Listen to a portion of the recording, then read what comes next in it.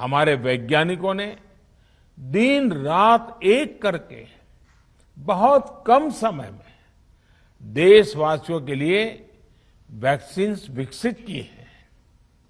आज दुनिया की सबसे सस्ती वैक्सीन भारत में है। भारत की कोल्ड चेन व्यवस्था के अनुकूल वैक्सीन हमारे पास है। इस प्रयास में हमारे प्राइवेट सेक्टर ने इनोवेशन और एंटरप्राइज की भावना का बेहतरीन प्रदर्शन किया है। वैक्सीन की अप्रूवल्स और रेगुलेटरी प्रोसेसेस को फास्ट ट्रैक पर रखने के साथ ही सभी साइंटिफिक और रेगुलेटरी मदद को बढ़ाया गया है। यह एक टीम एफर्ट है जिसके कारण हमारा Bharat 2 made in India vaccine के साथ दुनिया का सबसे बड़ा टीकाकरण अभियान शुरू कर पाया। टीकाकरण के पहले चरण से ही गति के साथ ही इस बात पर जोर दिया गया कि ज्यादा से ज्यादा क्षेत्रों तक जरूरतमंद लोगों तक वैक्सीन पहुंचे। दुनिया में सबसे तेजी से भारत में पहले 10 करोड़, फिर 11 करोड़ और अब 12 करोड़ वैक्सीन डोज दिए गए हैं। आज कोरोना से इस लड़ाई में हमें हौसला मिलता है कि हमारे health care workers, frontline corona warriors और सीनियर सिटीजन्स के एक बड़े हिस्से को वैक्सीन का लाभ मिल चुका है।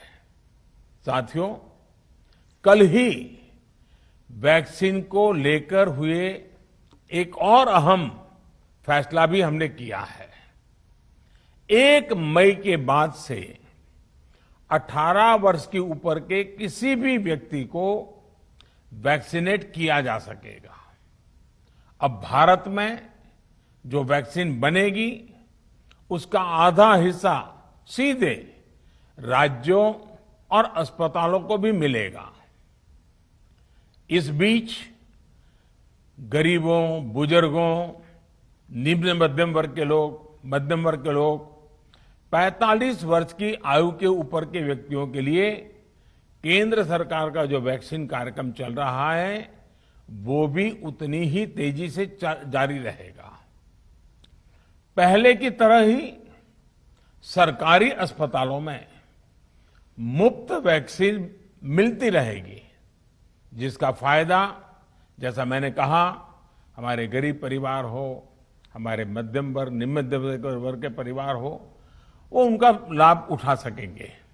साथियों, हम सभी का प्रयास जीवन बचाने के लिए है और जीवन बचाने के लिए तो है ही, प्रयास से भी ये है कि आर्थिक गतिविधियां और आजीविका कम से कम प्रभावित हो। प्रयास का तरीका यही रखा जाए। वैक्सीनेशन को 18 वर्ष की आयु के ऊपर के लोगों के लिए ओपन करने से शहरों में जो हमारे वर्कफोर्स है उसे तेजी से वैक्सीन उपलब्ध होगी। राज्यों और केंद्र सरकार के प्रयासों से श्रमिकों को भी तेजी से वैक्सीन मिलने लगेगी। मेरा राज्य प्रशासन से आग्रह है कि वो श्रमिकों का भरोसा जगाए रखे। उनसे आग्रह करें कि वो जहां है वहीं रहे। राज्यों द्वारा दिया गया ये भरोसा उनकी बहुत मदद करेगा कि वो जिस शहर में हैं वहीं पर अगले कुछ दिनों में वैक्सीन भी लगेगी और उनका काम भी बंद नहीं होगा। साथियों, पिछली बार जो परिस्थितियां थी वो अभी से काफी भिन्न थी। तब हमारे पास इस वैश्विक महामारी से लड़ने के लिए कोरोना स्पेसिफिक मेडिकल इंफ्रास्ट्रक्चर नहीं था। आप याद करिए देश की क्या स्थिति थी। कोरोना टेस्टिंग के लिए पर्याप्त लैब नहीं, पीपीई का कोई प्रोडक्शन नहीं, हमारे पास इस बीमारी के ट्रीटमेंट के लिए कोई खास जानकारी भी नहीं। लेकिन बहुत ही कम समय में हमने इन चीजों में सुधार किया। आज हमारे डॉक्टरों ने कोरोना के इलाज की बहुत ही अच्छी एक्सपर्टीज हासिल कर ली है। वो ज्यादा से ज्यादा जीवन बचा रहे हैं।